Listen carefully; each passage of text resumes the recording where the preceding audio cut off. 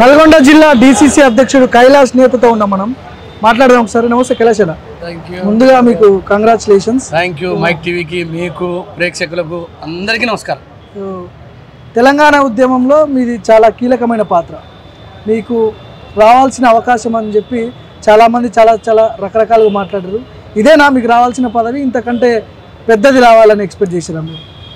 భార్గవ్ గారు, ముందుగా నాకు ఈ అవకాశం ఇచ్చినటువంటి ప్రియతమ జాతీయ నాయకులు, బలహీన వర్గాల పక్షపాతి రాహుల్ గాంధీ గారికి, మల్లికార్జున ఖర్గే గారికి, కేసీ వేణుగోపాల్ గారికి, మీనాక్షి నటరాజన్ గారికి, తెలంగాణ రాష్ట్ర ముఖ్యమంత్రి వర్యులు, పేదల పెన్నిధి, బలహీన వర్గాల పెన్నిధి రేవంత్ రెడ్డి గారికి, మా బీసీల ముద్దుబిడ్డ ప్రజాపక్ష నేత అయినటువంటి మహేష్ అన్నకు, అదేవిధంగా మా జిల్లాలో ఉండబడేటువంటి స్టాల్ వర్డ్స్ ఎవరైతే జానారెడ్డి గారు, అదేవిధంగా కుందూరు బ్రదర్స్, అదేవిధంగా కోమటిరెడ్డి బ్రదర్స్, మరి వీరేశం గారు, బిఎల్ఆర్ గారు, అదేవిధంగా ప్రియతమ నాయకులు ఉత్తమ్ కుమార్ రెడ్డి గారు, అదేవిధంగా చామల కిరణ్ గారు, శంకర్ నాయక్ గారు, బిఎల్ఆర్ గారు, ఇంకా జిల్లాలో సహకరించిన మండల పార్టీ అధ్యక్షులకు, ప్రజా సంఘాలకు, వివిధ హోదాల్లో ఉన్నటువంటి అందరికీ కూడా రెండు చేతులు ఇచ్చి నమస్కరిస్తున్నాను. మీరు అడిగినటువంటి దానికి స్పష్టంగా ఇవాళ మీ ముందు చదువుతుంది ఏంటంటే, పదవి అనేది అలంకారం కాదు, ఇది పదవి కాదు, నాకు ఇచ్చినటువంటి ఒక బాధ్యత.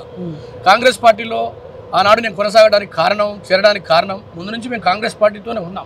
2014లో ఉస్మాన్ యూనివర్సిటీలో తెలంగాణ రాష్ట్ర ఏర్పాటు కోసం ఉద్యమించినటువంటి నాయకులు మేమేం పారాచూటర్లం కాదు, లేకపోతే ఊకనే ఏకాకిన వచ్చిన నాయకులం కాదు.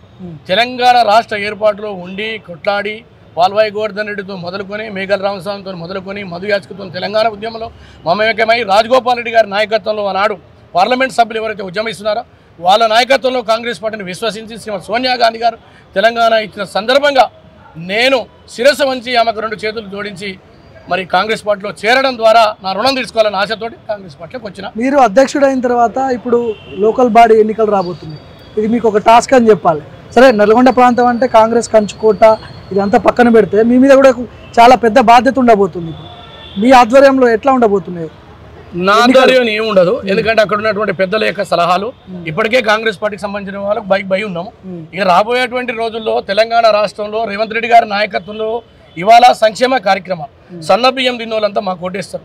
2 లక్షల రైతు రుణమాఫీ అయినటువంటి వాళ్ళు కానీ, ఇండ్లు కానీ, ఆర్టీసీ బస్సులు కానీ, 200 ఉచిత యూనిట్లు కానీ, ఫ్రీ గ్యాస్ కానీ, ఉద్యోగాలు పొందిన కానీ, ఇంటిగ్రేటెడ్ స్కూల్స్ కానీ, తెలంగాణని ఆహర్నిశలు ఈ యొక్క అప్పుల కుప్పలు ఉన్నటువంటి ఈ రాష్ట్రాన్ని ముందుకు తీసుకుపోతున్నటువంటి రేవంత్ రెడ్డి గారి నాయకత్వంలో క్రమశిక్షణ కలిగినటువంటి కాంగ్రెస్ పార్టీ కార్యకర్తలు ఈ జిల్లాలో అంటే నల్గొండ జిల్లాలో ఉండేటువంటి 6 నియోజకవర్గాల్లో 100% గెలిచి రాహుల్ గాంధీ గారికి గిఫ్ట్ ఇవ్వబోతాం.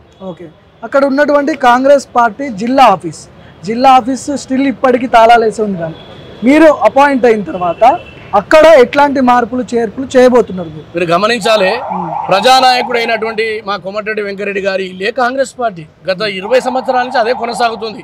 సరే, పార్టీ ఆఫీసు లేకపోవడం అది వేరే విషయం, అదే కదా ఆయనే కాంగ్రెస్ అంటేనే పార్టీ. కాబట్టి మాకు పెద్దగా లోటు లేదు. 100% రాబోయే రోజుల్లో 3 సంవత్సరాల కాలంలో భవిష్యత్తు తరాలకు, ఇప్పుడు నేను 3 సంవత్సరాలు ఉంటా, తర్వాత మరొకరు ఉండాల్సిందే, తప్పదు. కాబట్టి కాంగ్రెస్ పార్టీ కార్యాలయం మా పెద్దల యొక్క సలహాలతోని సూచనతోటి నిర్మాణం చేసి ఈ రాష్ట్రంలో 2029లో ఈ సమాజంలో ఉండబడేటువంటి అట్టడుగు వర్గాలకు న్యాయం జరగాలన్నా, బీసీలకు రిజర్వేషన్లు రావాలన్నా, సంక్షేమ కార్యక్రమాలు రావాలన్నా రాహుల్ గాంధీ గారి నాయకత్వాన్ని బలపరిచి ఈ రాష్ట్రంలో రేవంత్ రెడ్డి గారి నాయకత్వంలో మరోసారి ఈ రాష్ట్రంలో కాంగ్రెస్ పార్టీ అధికారంలోకి వచ్చి తీరుతామని ఈ సందర్భంగా మైక్ టీవీ ద్వారా తెలియజేస్తాం. మీ క్యాడర్, మీకు సంబంధించిన టీము వాళ్ళేమో కైలాష్ను ఎప్పుడో ఎమ్మెల్యేనో ఎంపీఓ కావాలి, ఒక అధ్యక్ష పదవి ఇచ్చి పక్కన కూర్చోబెట్టారనే ఇది కూడా చేస్తున్నారు. దీనిపై మీ అభిప్రాయం ఏంటి? నేను ఏమంటున్నానంటే, ఎమ్మెల్యే పదవి కోసం నేను రాలేదు. తెలంగాణ విద్యార్థి ఉద్యమంలో ఎమ్మెల్యే కోసమే నేను కొట్లాడలేదు. 4 కోట్ల మంది తెలంగాణ ప్రజలు ఏదైతే కన్నీళ్లతోటి, నీళ్లు లేక, నిధులు లేక, నియామకాలు లేక, ఆకలి కేకలతో 60 సంవత్సరాల పీడన నుంచి నా సోనియా గాంధీ, నా తల్లి తెలంగాణ రాష్ట్రం ఇచ్చింది. ఆమె నాయకత్వంలో ఈ రాష్ట్రాన్ని అభివృద్ధి చేయాలి. మరి దేనికి కడుక్కొని తినడానికి కాదు, ఆమోదులు కట్టుకుంటానికి కాదు, గడిల నిర్మాణం కోసం కాదు, కుటుంబాలకు పదవులు కాదు, లేదా మాకే ఉద్యోగాలు వస్తే రాష్ట్రం మొత్తం వచ్చినని భావన గతంలో పరిపాలించిన వాళ్ళు, లేకపోతే ప్రజలు బాధపడితే పామోదులు వండుకోవడం కాదు. తెలంగాణ ప్రజల యొక్క కన్నీళ్లు దూర్చేటువంటి ప్రభుత్వం ఇవాళ కొనసాగుతుంది. ఖచ్చితంగా నేను కాంగ్రెస్ పార్టీలో వీర విధేయుని, గాంధీ పార్టీ యొక్క సిద్ధాంతాలను ఈ దేశంలో నిలిపి ఉంచినటువంటి ఏకైక కాంగ్రెస్ పార్టీని విశ్వసిస్తూ ఇవాళ రాహుల్ గాంధీ గారిని దేశ ప్రధానమంత్రి చేయడానికి ఆహర్నిశలు పనిచేస్తా ఈ రాష్ట్రంలో కాంగ్రెస్ పార్టీని తిరిగి అధికారంలోకి తెచ్చిందాక అప్పటిదాకా విశ్రమించాలని ఈ సందర్భంగా మనం నల్గొండ జిల్లాలో కాంగ్రెస్ పార్టీ అంటే ఒక రెడ్లకు సంబంధించిన పార్టీ, వాళ్ళదే ఆధిపత్యం నడుస్తుందనే చర్చలు బయట జరుగుతున్నాయి. మీరు ఒక బీసీ నాయకుడిగా ఉన్నాడు, ఇప్పుడు అధ్యక్షుడయ్యారు. వాళ్ళందరి మధ్యలో మీరు ఎట్లా ఉండగలుగుతారు? అక్కడ మిమ్మల్ని ఎట్లా ఎదిగనిస్తారు? మీరేమనుకుంటారు? మీరు గమనించాలి, కాంగ్రెస్ పార్టీలో సామాజిక న్యాయం ఉంటది కదా. ముఖ్యమంత్రి రెడ్డి భార్గవ్ గారు, ముఖ్యమంత్రి గారు రెడ్డి, పిసిసి అధ్యక్షులు ఎవరండి? మహేష్ కుమార్ గౌడ్. మీరే చెప్పండి, గౌడు, మీరు గౌడు. అదే విధంగా ఉత్తమ్ కుమార్ రెడ్డి రెడ్డి అయి ఉండవచ్చు. మరి పొన్నం ప్రభాకర్ గారు ఏ పార్టీ సంబంధించిన కాంగ్రెస్ పార్టీలో తెలంగాణ ఉద్యోగంలో బీసీ నాయకుడు. కొండా సురేఖ ఎవరండి?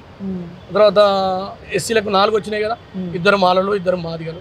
స్పీకర్ పదవి వరకు వచ్చిందండి. ఇది కదా కాంగ్రెస్ పార్టీ. కాబట్టి సామాజిక న్యాయం అనేది ఎవరో చెప్తూ వచ్చేది కాదండి, ఆచరణలో తూచా తప్పకుండా పాటించే ఏకైక పార్టీ. మా మధ్య భిన్న అభిప్రాయాలు ఉన్నా అంతిమంగా పార్టీ తీసుకునే దానికి కట్టుబడి ఉంటారు. అందుకోసమే ఇవాళ రెడ్ల జిల్లా అని మీరు చెప్తా ఉన్నారు. 100% అది రెడ్ల జిల్లా అయి ఉండవచ్చు. వాళ్ళే కదా నన్ను అభిమానించింది, వాళ్ళే కదా నన్ను ప్రతిపాదించింది.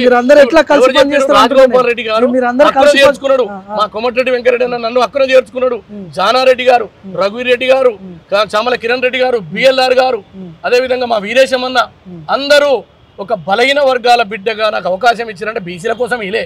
సమాజంలో ఉండబడేటువంటి పేదల అభ్యున్నతికి, బీసీ ఎస్సీ ఎస్టీ మైనార్టీ అగ్రకుల పేదల సంక్షేమానికి పని చేయమని ఇచ్చారు తప్ప కిరీటం పెట్టుకొని కారులో ఉయ్యి తిరగమని నాకు ఇలే. ఇది బాధ్యత. ఇది ప్రభుత్వంలో నాకేమో జీతం వచ్చేది కాదు, నా జేబులకించి 4 రూపాయలు పోవాలి. అయినా సరే నాకు ఇచ్చిన ఈ బాధ్యతని వారి నాయకత్వంలో తూచా తప్పకుండా సంక్షేమ కార్యక్రమాలు, అటుపక్క కాంగ్రెస్ పార్టీ సిద్ధాంతాలని, ఈ దేశంలో భారతీయ జనతా పార్టీ ముఖ్యంగా అనేక మంది పేద ప్రజల యొక్క డబ్బులని దోచుకొని ఉన్నత వర్గాలకు ఇవాళ ట్యాక్సీల పేరుతోటి మాఫీ చేస్తుంది, బ్యాంకుల రుణమాఫీ చేస్తా ఉంది. దానికి వ్యతిరేకంగా బీసీలకు రిజర్వేషన్లు ఇవ్వకుండా అడ్డుకుంటున్నారు. అదేవిధంగా ఇవాళ బిల్లుని ఇవాళ రాష్ట్రంలో తీసుకొచ్చింది ఎవరండి? మా రేవంత్ రెడ్డి గారు కదా. రాహుల్ గాంధీ గారు ఆలోచనలు ఇంప్లిమెంట్ చేసిన చేసింది ఎవరండి? ఈ దేశంలో ఎప్పుడైనా మీరు చూసినారండి? మీరు ఎప్పుడన్నా 5 మంత్రి పదవులు ఉన్నాయా అండి, స్పీకర్ తో సహా? ఇది కదా బ్యూటీ, ఇది కదా సామాజిక న్యాయం. సామాజిక న్యాయం అనేది కాంగ్రెస్ పార్టీ పేటెంట్, మా డిఎన్ఏలో ఉంది. ఈ దేశం కోసం బలిదానం చేసిన ఏకైక పార్టీ ఆనాడు ఇందిరాగాంధీ, రాజీవ్ గాంధీ ఈ దేశం కోసం దునాదుర్గనయ్యారు. నేను అడుగుతున్నా, దేశభక్తులని చెప్పుకున్నటువంటి వాళ్ళు ఇంట్లో కుక్క కూడా తావలేదండి. అది కదా కాంగ్రెస్ పార్టీ, అది కదా కాంగ్రెస్ పార్టీ యొక్క చరిత్ర. అందుకోసమే కాంగ్రెస్ పార్టీ సైనికుని నా కాలే కట్టే వరకు, చివరి వరకు కాంగ్రెస్ పార్టీతోనే ఉంటా. ఎమ్మెల్యే అయినా కాకుండా నా యొక్క లక్ష్యం కాంగ్రెస్ పార్టీ, రాహుల్ గాంధీ గారిని ప్రధానమంత్రిని చేయడం. బీసీ లైన్లో మీకు పదవి ఇచ్చారా, లేకపోతే తెలంగాణ ఉద్యమకారుడిగా ఉన్నప్పుడు జైల్లో ఉన్నారని చెప్పి మీకు పదవి ఇచ్చారా? అంటే ఉద్యమ నాయకుడిగా అనుకోవచ్చా, లేదంటే బీసీ నాయకుడిగా ఎట్లా వచ్చింది పదవి? ఒకటి గమనించాలి, చెయ్యి ఒకటి ఉంటే మనిషి కాదు, 2 చేతులు ఉండాలి, కన్ను ఒకటి ఉంటే మనిషి కాదు, 2 కళ్ళు కావాలి, 2 కాళ్ళు కావాలి, అవయవాలు ఉండాలి. ఇవి అన్ని ఈక్వేషన్లు ఇచ్చారు. ఓకే, థ్యాంక్ యూ అన్న. Thank you. సో ఇది కైలాష్ నేత గారితో ఇంటర్వ్యూ.